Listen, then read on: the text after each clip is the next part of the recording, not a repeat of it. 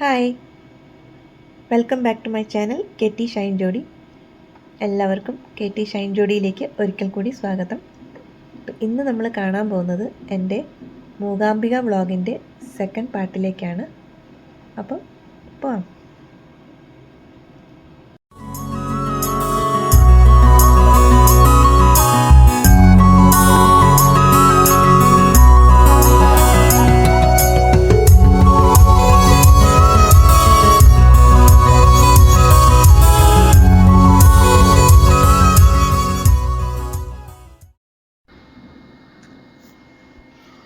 അപ്പോൾ വൈകിട്ട് 6 മണിക്ക് ഞങ്ങൾ മൂകാംബി എത്തി. പിന്നെ റൂം എടുക്കണമല്ലോ. ഇതിന് മുമ്പ് മൂകാംബിയൊക്കെ പോയപ്പോൾ ഞങ്ങൾ അവിടെ ചെന്നിട്ടാണ് റൂം എടുത്തത്. അതുപോലെ തന്നെ ഇത്തവണയും നമ്മൾ അവിടെ ചെന്നിട്ട് റൂം എടുക്കാമെന്ന് വിചാരിച്ച് പോയതാണ്. പക്ഷെ വലിയ അബദ്ധം പറ്റിട്ടോ.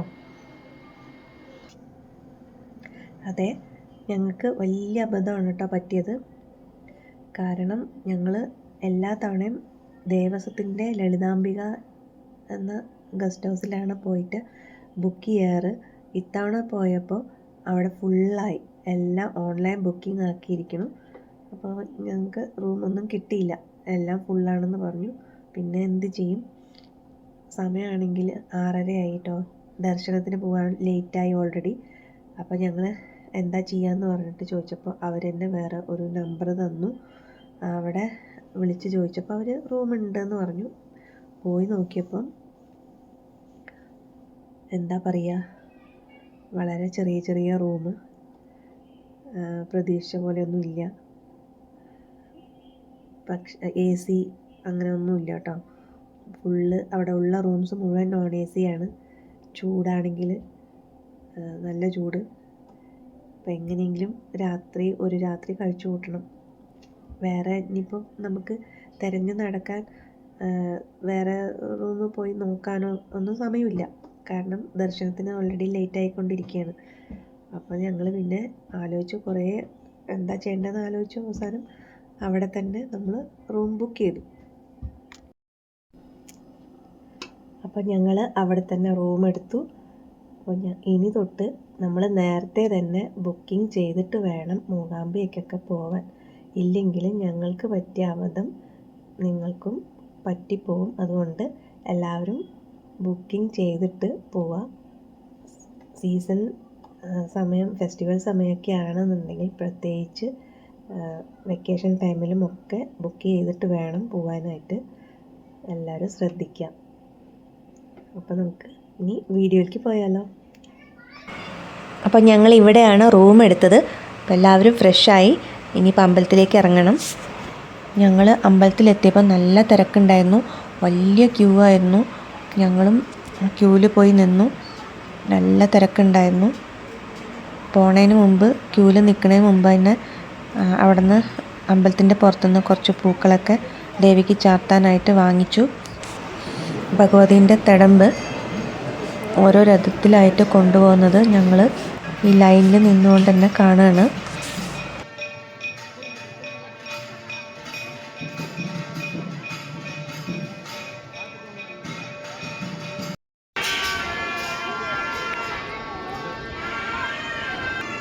അപ്പോൾ ഇതാ വെള്ളീൻ്റെ പല്ലക്കിൽ ദേവീനെ എത്തിയിട്ട് കൊണ്ടുപോവാണ്. നല്ല തിരക്കുണ്ട്. നമ്മൾ ഈ ലൈനിൽ നിന്നുകൊണ്ട് തന്നെയാണ് ഈ വീഡിയോ ഒക്കെ എടുത്തത് കേട്ടോ. മുമ്പ് ഇതുപോലെ വന്നപ്പോൾ നമ്മൾ ഈ സമയമാകുമ്പോഴേക്കും നമ്മൾ ദർശനമൊക്കെ കഴിഞ്ഞ് പിന്നെ ഫ്രീ ആയി നിന്നിട്ട് നമുക്ക് നല്ലപോലെ വീഡിയോ ഒക്കെ ഈ പല്ലക്കിൽ കൊണ്ടുപോകുന്നതൊക്കെ എടുക്കാൻ പറ്റിയിട്ടുണ്ടായിരുന്നു കേട്ടോ കഴിഞ്ഞ തവണ വന്നപ്പോൾ. ഇത്തവണ ഒന്നിനും സമയം കിട്ടിയില്ല. വൈകുന്നേരം 6 മണി കഴിഞ്ഞിട്ടാണല്ലോ ഞങ്ങൾ ഇവിടെ എത്തിയത്. അതുകൊണ്ട് നമുക്ക് ലൈനിൽ പെട്ടുപോയി. ഇനിയിപ്പോൾ അടുത്തത് സ്വർണത്തിൻ്റെ രഥത്തിലാണ് കേട്ടോ ദേവീനെ കൊണ്ടുപോകുന്നത്. ഈ ഒരു റൗണ്ടും കൂടെ കഴിഞ്ഞ് കഴിഞ്ഞാൽ നമ്മുടെ ഈ ലൈന് ദർശനത്തിനായിട്ട് വിടുന്നതായിരിക്കും. അത് കഴിഞ്ഞ് ദർശനം കഴിഞ്ഞതിന് ശേഷം ഞങ്ങൾക്ക് വേഗം തന്നെ അന്നപ്രാസത്തിന് പോകണം. അന്നപ്രസാദം അവിടെ സ്റ്റാർട്ട് ചെയ്യും. അപ്പോൾ ഉടനെ തന്നെ ലൈനിൽ പോയി നിൽക്കണം. അതിനുശേഷം ആണ് നമുക്ക് ഇവിടെ കഷായം കൊടുക്കലുണ്ടാവുക. അപ്പോൾ ആ ലൈനിലും വന്ന് നമുക്ക് നിൽക്കേണ്ടതായിട്ടുണ്ട്. അപ്പോൾ വേഗം തന്നെ ദർശനം കഴിഞ്ഞിട്ട് വേണം ഇതിനൊക്കെ നിൽക്കാനായിട്ട്.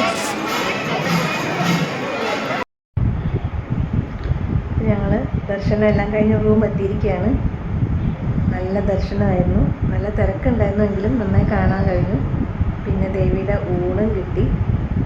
അവസാനം ഞങ്ങൾക്ക് ദേവിയുടെ കഷായം കിട്ടി.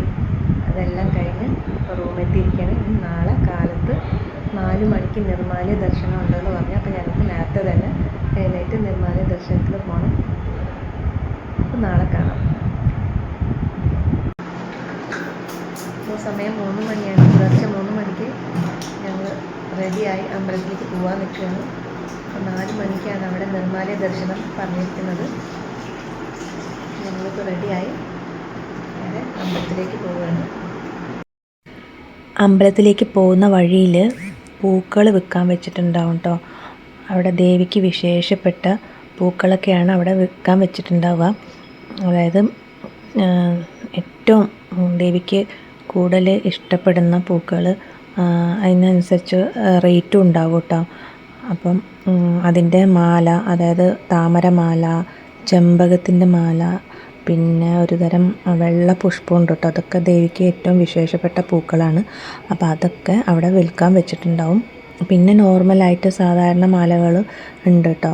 അപ്പോൾ ചില വിശേഷപ്പെട്ട മാലകൾ ഉണ്ടാവും. അപ്പോൾ ഞങ്ങൾ മിക്കപ്പോഴും അമ്പലത്തിലേക്ക് പോകുമ്പോൾ ഇതൊക്കെ വാങ്ങിയിട്ടാണ് പോവാറ്. അപ്പോൾ ഇത്തവണയും നമ്മൾ വെള്ള പുഷ്പമാണ് കേട്ടോ വാങ്ങിയത്. അപ്പം ഞങ്ങൾ നേരത്തെ 3 മണിക്കൊക്കെ ലൈനിൽ വന്ന് നിന്നത് കൊണ്ട് പെട്ടെന്ന് തന്നെ അകത്ത് കയറാൻ പറ്റി. തിരക്കുണ്ടായിരുന്നില്ല. പെട്ടെന്ന് തന്നെ നിർമ്മാല്യ ദർശനം എല്ലാം കഴിഞ്ഞു. അധികം തിരക്ക് ഉണ്ടായിരുന്നില്ല. കാരണം രാവിലെ ഇത്രയും നേരത്തെ ആയ കാരണം കുറച്ച് അത്യാവശ്യം മലയാളികൾ മാത്രമേ ഉണ്ടായിരുന്നുള്ളൂ. കാരണം ഇത്ര അതിരാവിലെ എന്നൊക്കെ പറയുമ്പോൾ വേറെയുള്ള നാട്ടുകാരൊന്നും അങ്ങനെ എണീറ്റ് വരില്ല. കാരണം മലയാളികളാണ് അധികം ഈ പുലർച്ചക്കൊക്കെ എണീറ്റ് അമ്പലത്തിലേക്ക് വരുന്ന ഒരു സ്വഭാവം ഉള്ളത്. അതുകൊണ്ട് തന്നെ കുറച്ച് അത്യാവശ്യം മലയാളികൾ മാത്രമേ ഉണ്ടായിരുന്നുള്ളൂ. തിരക്കില്ലാത്തത് കൊണ്ട് തന്നെ നല്ല ദർശനം കിട്ടി. കുറേ നേരം നമുക്ക് അവിടെ നിന്ന് തൊഴാൻ പറ്റി, നല്ലപോലെ ഭഗവതിനെ കാണാൻ പറ്റി. അപ്പോൾ തൃപ്തിയായിട്ടോ ഇത്തവണത്തെ ട്രിപ്പ്. കുറേ പൂജകളൊക്കെ ചെയ്യാൻ പറ്റി. ഞങ്ങളെ അവിടെ ഇരുന്ന് ചെയ്യേണ്ട പൂജകൾ, കുടുംബ പൂജ, അങ്ങനെ എന്തൊക്കെയോ പൂജകളൊക്കെ ചെയ്യാൻ പറ്റി. പിന്നെ പ്രസാദം വാങ്ങിച്ചു. അങ്ങനെ കുറേ കാര്യങ്ങളൊക്കെ നേരത്തെ വന്നത് കാരണം ചെയ്യാൻ പറ്റി. പിന്നെ നമ്മൾ കുറച്ച് ഫോട്ടോസൊക്കെ എടുത്തു. ഇത് മരത്തിൻ്റെ കൊത്തുപണികളൊക്കെ ചെയ്ത നല്ല ഒരു രഥമാണ്. പിന്നെ ഇതാണ് സരസ്വതി മണ്ഡപം. കുട്ടികളെ ഇവിടെയാണ് എഴുത്തിനിരുത്താറ്. ഇപ്പോൾ സമയമായിട്ടില്ല. സമയമായിക്കഴിഞ്ഞാൽ ഇവിടെ കുട്ടികളെ എഴുത്തിനിരുത്താറുണ്ട്. അപ്പോൾ ഞങ്ങൾ ദർശനം എല്ലാം കഴിഞ്ഞു. ഇനി റൂമിൽ പോയിട്ട് എല്ലാം പാക്ക് ചെയ്ത് റൂം വെക്കേറ്റ് ചെയ്യണം. അപ്പോൾ നമ്മൾ ബസ്സിലാണ് പോകുന്നത് മംഗലാപുരം വരെ. മംഗലാപുരത്തു നിന്ന് പിന്നെ ട്രെയിനിൽ. അപ്പോൾ നമ്മൾ വേഗം റൂമിൽ ചെന്നിട്ട് വേണം എല്ലാം പാക്ക് ചെയ്ത് ബസ് സ്റ്റാൻഡിൽ പോകണം. ഒരു ഓട്ടോ എടുത്തിട്ട് നമ്മൾ ബസ് സ്റ്റാൻഡിൽ പോകും. എന്നിട്ട് അവിടെ നിന്ന് ബസ്സിൽ മംഗലാപുരം വരെ ബസ്സിലായിരിക്കും. ഇവിടെ നിന്ന് മാംഗ്ലൂർ സ്റ്റേഷൻ വരെ നമുക്ക് ബസ്സിൽ പോകണം. ബസ്സിൽ കയറാൻ പോകണം.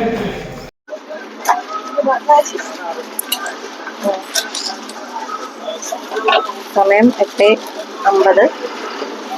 ഞങ്ങൾ ബസ്സിൽ കയറി നേരെ മാംഗ്ലൂർ സ്റ്റേഷനിലേക്ക് പോയിക്കൊണ്ടിരിക്കുകയാണ്.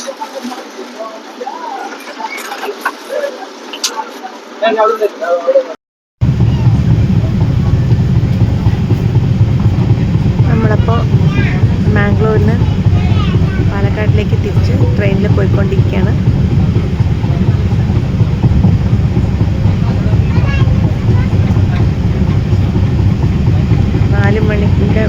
ട്രെയിനായിരുന്നു. വൈകിട്ട് 4 മണിക്കുള്ള വണ്ടിയായിരുന്നു. ഞങ്ങൾ പാലക്കാട്ടിലേക്ക് പോയിക്കൊണ്ടിരിക്കണം. അവിടെ ഏകദേശം 9 മണിയൊക്കെ ആകുമ്പോൾ എത്തും.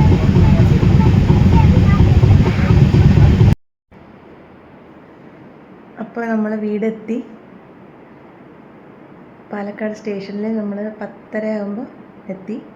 അത് കഴിഞ്ഞ് അവിടെ നിന്ന് നമ്മൾ വീടെത്തിയിരിക്കുകയാണ്. അപ്പോൾ ഇന്നത്തെ യാത്ര ഇവിടെ അവസാനിക്കുകയാണ്.